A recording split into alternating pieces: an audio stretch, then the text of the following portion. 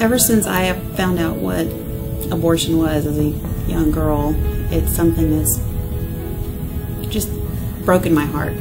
And I always knew that if I could do something, anything, that I wanted to be a part of being on the front lines of the abortion battle. The young ladies that come in here are so conditioned in many cases to what the world tells them. And so sometimes it's really, really hard to get their focus on to the fact that God does have a plan, and it's not the world's way. A lot of the younger girls really need the encouragement that, you know, they are of value and worth, and they are precious in the sight of their God. We exist that we might help those women who desire to choose to be a parent, but in many cases they have no help. They have no direction. They're scared to death. The majority that are still at home, especially, and living with parents and being taken care of by parents, are particularly afraid. They don't know really what to do or which direction to go. When dealing with a society where abortion is thought to be a quick fix in a crisis situation, it's very crucial for each woman to actually see that first view of her unborn child in order to make a healthy choice. And because when used in pregnancy centers, ultrasounds convince more than 80% of women considering an abortion to either parent their baby or to consider adoption. And I'm so blessed to have such a major part in the decision making that they're going through. Well, we like to talk with them about, of course, their physical condition, what's going on and so forth with that. But beyond that, we certainly like to share their spiritual condition, and always, always wanting them to understand how much God loves them and how faithful He is. And that's the message that I want to get across to every client that comes in.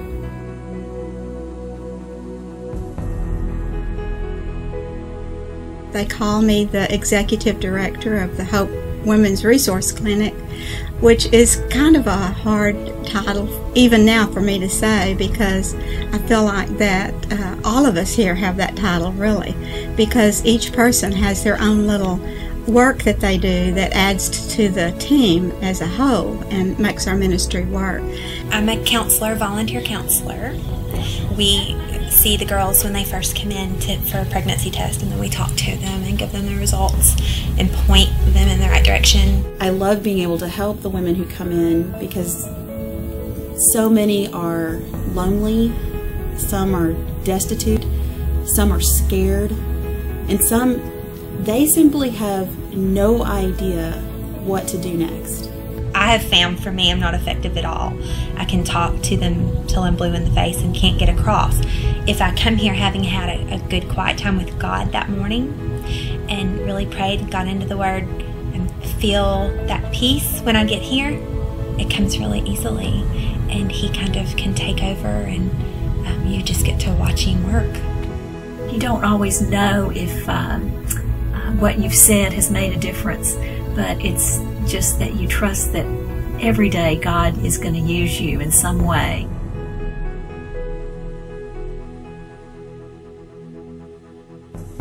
Years ago when I came, we might have been seeing 300 to 500 ladies a year, and this past year we were up to 2,500 ladies that came in, and every year since I've been here we've grown, and this year it'll be close to 3,000. It's already past 2,500, so we perceive that that might be the case. The thing that I love about Hope Clinic is that I see what has evolved here. When I came, on a good day, maybe there would be 2 or 3 of us here working. And now on any given day, there's probably 7 or 8 people involved in the clinic. Mary had a long talk with me regarding helping the Hope Center to become a medical clinic. This being said, she had found out I was an RN. Everything was in place for us to achieve the status. We had a medical director, which is Dr. Bost, and Mary is our executive director, and I am an RN, so I became the nurse manager. The next step was I was sent out to Philadelphia to learn how to do limited ultrasound. I'm able to see a very unique view of the women who come to our facility, and that's the view of the babies yet to be born. By the way of providing ultrasounds for our client, I get to celebrate the vision of God's creation by allowing each woman to see her baby in the developmental stages. And I'm so glad to be a part of the process and the first bonding experience, because life is so precious. I would love to see us grow and develop, and of course as we move forward in trying to do things that help the ladies who otherwise would not have this kind of care or this kind of help, of course it costs extra money. We're also kind of bursting at the seams here. We would like to be able to move into more square foot. Our landlord here, Mr. Ronnie Clark, has just been a dream and trying to take care of us and see to us, but we need more, and so we've been looking and trying to find if we could to move to a larger place.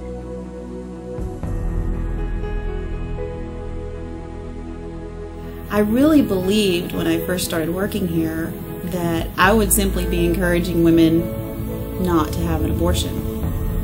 And I have learned that that is not the only thing we do here. We have tons of volunteers that take care of our boutique that we have that's full of baby goodies. Volunteers just do everything. They're the spokes in the wheel. We couldn't even move if we didn't have our volunteers. I actually work as a registered nurse full-time, and I've driven by Hope Clinic every day for the last 2 years, and I've always kind of wondered about it, and really felt God drawing me after the gala and started working in the Blessings Boutique. Basically, I come in and help the ladies with anything they need in regards to helping them get diapers, clothing, baby food, any items that they need, and just encourage them. The boutique is based on a point system, and so girls are able to get merchandise through a lot of different activities, whether it is through reading parenting articles, continuing their education, getting their prenatal care, doctor visits for their child.